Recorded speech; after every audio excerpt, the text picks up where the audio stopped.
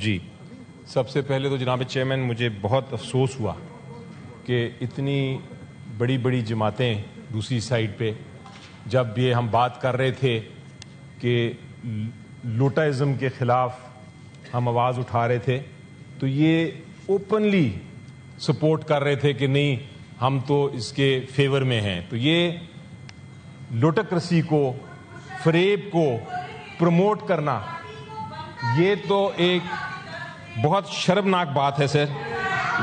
یہ میں آن the record کہنا چاہتا ہوں کہ یہاں ہر ایک نے کلیپنگ کی. یہاں میرے دوست جو اس سائڈ پہ بیٹھے ہیں انہوں نے اس پروسیس کو اپروو کیا. تو ایسا پروسیس جو کہ ہم نے مل کے جب 63A بنا رہے تھے تو ہم نے کہا تھا، سب پارلیمنٹ سب پولیٹیشنز نے مل کے کہا تھا کہ ایک جماعت سے دوسری جماعت پہ، جس جماعت سے آپ الیکٹ ہو کے آئے ہیں، جس جماعت کے آپ نامنی ہیں، آپ ان کے خلاف اگر جاتے ہیں تو اس پریکٹس کو ہمیں روکنا ہے. اس پریکٹس کو آج سب نے تالی بجا کے اور تھمپنگ کر کے ڈیسک کو اس کو بتا دیا کہ یہ اس سائیڈ پہ کھڑے ہیں جو کہ کرپشن کی سائیڈ ہے، جو کہ فریب کی سائیڈ ہے، جو کہ جھوٹ کی سائیڈ ہے. مجھے بڑا افسوس ہوا مجھے آج بڑا افسوس ہوا. جناب اگر یہ چپ رہتے، اگر یہ شاید جو ڈیفیکٹر ہے اس کو خود ہی ڈیفینڈ کرنے دیتے تو شاید میں کہتا کہ ان کی ملوث نہیں ہے اس پریکٹس میں یہ. لیکن آج تھمپنگ کر کے بدقسمتی سے جس نے تھمپنگ کی ہے وہ اس پریکٹس میں ملوث ہے. کل کو یہ نہ کہیے گا کہ لوٹائزم کے خلاف ہے ہم، کل کو یہ نہ کہیے گا کہ ہم ڈیفیکشن کے خلاف. دوسری بات یہ ہے سر کہ امینڈمنٹ جو ہے، ہم سب اپوزیشن میں جب ہم نے اپنی اپنی تقاریر کی تھیں ہم نے کہا تھا کہ جلد بازی میں نہ کریں، یہ ایک آئینی امینڈمنٹ ہے، اس کو جلد بازی میں نہ کریں، خدارا اس میں غلطیاں نکلیں گی. لیکن سب نے 64 ووٹس دیے اور سب نے اپروو کیا. جب وہ نیشنل اسمبلی میں پہنچے، جب یہ امینڈمنٹ یہ سینٹ کی جو 27ویں ترمیم تھی نیشنل اسمبلی میں پہنچی تو پتہ چلا بڑی بڑی غلطیاں ہیں. ایک جو سب سے بڑی غلطی نکلی جس کا ابھی ذکر کیا لا منسٹر صاحب نے بھی، وہ یہ تھی کہ جو آئینی عدالت بنا رہے ہیں اس کو مارشل لا کو ایکسیپٹ کرنے کی بھی اجازت ہے. اس لیے یہ غلطیاں جو تھیں وہ دور کرنے کے لیے واپس سینٹ میں آئے ہیں. یہ تو جس سے غلطیاں دور ہو، جس سے ایک چیز نظر آ جاتی ہے کہ یہ سارا کچھ اجلت میں ہو رہا ہے، یہ ہیسٹ ہے. اور ہیسٹ کیا ہے یہ سمجھ نہیں آ رہی. یہ وجہ کیا ہے کہ جلد سے جلد اپنی آئینی عدالت بنانا چاہتے ہیں تاکہ وہ آئینی عدالت کو کنٹرول کر سکیں.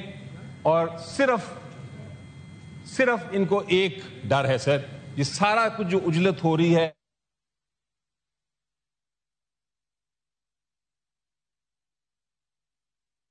دور جیل کا بل اس وقت سینٹ میں 8 ترامیم کے بعد جو قومی اسمبلی میں ہوئی تھی اس کے بعد دوبارہ سے پیش کیا گیا اور سینیٹر علی ظفر اس وقت اظہار خیال کر رہے ہیں. ووٹ کی چوری سے ہوگی. جب ووٹ کو چوری کر کے آئینی ترمیم آپ لے کے آئیں گے تو یہ آپ شاید گنتی تو کرا لیں لیکن آپ سچ کو نہیں چھپا سکیں گے. سچ یہی ہے کہ عوام اس آئینی ترمیم کے ساتھ نہیں ہے. اگر آپ عوام کی آپ بات سنیں گے تو آپ کو نظر آ جائے گا کہ ووٹ آپ نے چوری سے لے لیے 2، لیکن سچ کو آپ نہیں چھپا سکیں گے. آخر میں سر ایک بات کرنا چاہوں گا. جو جسٹس ہمارے جج صاحبان جن کو یہ اب ختم کرنے جا رہے ہیں، ایک بڑے فیمس جج تھے ہمارے جسٹس حمود الرحمان صاحب. انہوں نے یہ کہا تھا and I will read it. It is something جو آپ سن لیں کہ کیا کہا تھا. It is a saying which is very true. انہوں نے کہا تھا fair the very edifice of any amendment built on fraud and deception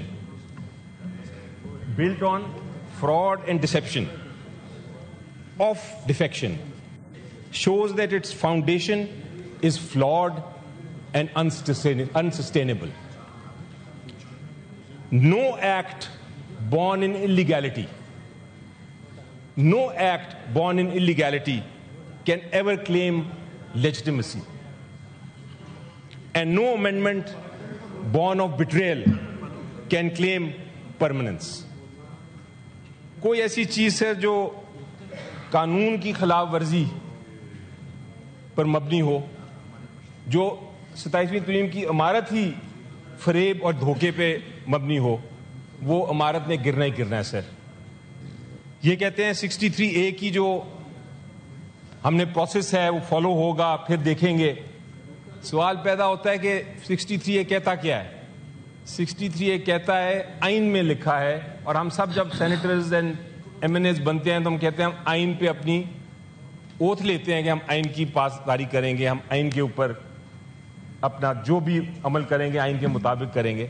63A یہ پروسیس ہے، دیتا ضرور ہے پروسیس جس کا آپ نے بھی ذکر کیا کہ وہ اینڈ پہ جا کے ڈسکوالیفائی ہوگا اس پروسیس کے بعد، لیکن 63A یہ بھی کہتا ہے کہ آپ نے ووٹ نہیں دینا، اور اگر آپ دیں گے تو آپ ڈسکوالیفائی ہوں گے. سو پروسیس اپنی جگہ لیکن ڈسکوالیفیکیشن اپنی جگہ. تو میری نظر میں یہ سارا کا سارا جو مذاق ہو رہا ہے، آج بھی آپ ووٹ لے لیں گے شاید یہی دو، چونکہ آپ نے رولنگ دے دی ہے، لیکن یہ 27ویں ترمیم نیشنل اسمبلی میں جو آپ نے امینڈمنٹ لے کے واپس آ رہے ہیں، یہ سسٹینیبل نہیں ہے. Thank you so much sir. Faisal please take your seat. You take your set.